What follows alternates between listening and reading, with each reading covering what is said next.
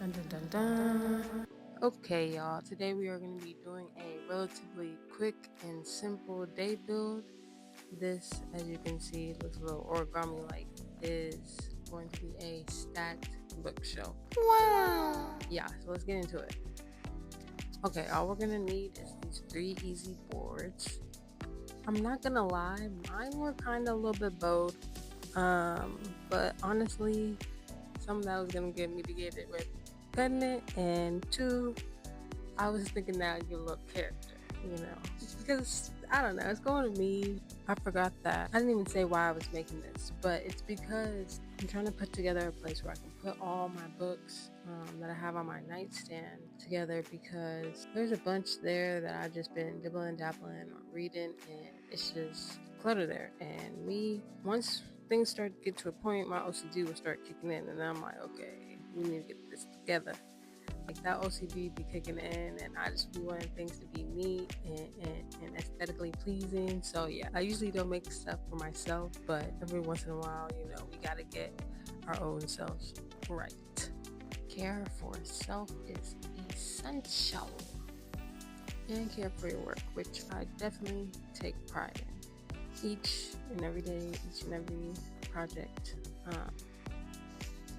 So right here we are wrapping up getting the pieces to shape. Next, we move on to sanding everything.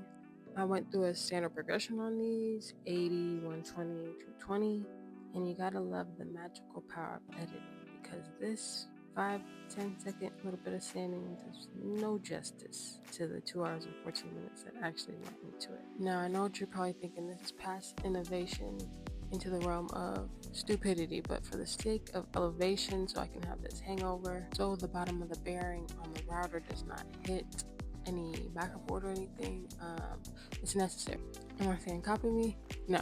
Alrighty, upon moving on to assembly is where I really messed up. See, I had the will, I just didn't have the way. I was over here, as you can see, trying to clamp, just doing the willy-nilly, and yeah, finally said that didn't work, then persisted to different clamping, which did end up being more favorable. Now, I wouldn't have to clamp all crazy like this if I had a very essential tool called a nail gun, which is definitely going to be my next investment. I really want that DeWalt 23 gauge, goes with those 20-volt batteries that are in this drill gun I'm using right now, to pre-drill some screws. As you can see, I'm attaching the bottom to the back with screws, and then I'm going to be attaching the back to the rest of the shelving. Now, if you had a nail gun or glue, you could do it any other way, but this is just the way that I'm choosing to do it. That's easiest to me. I don't really mind having the screws show. They're not going to show because it's on the back, but I don't mind them being there.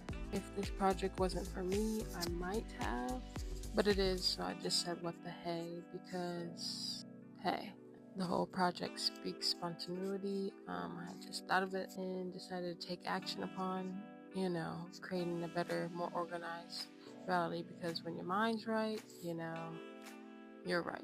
So after all that screwing around, we finally made it to the fun part. Slapping some oil on that thing.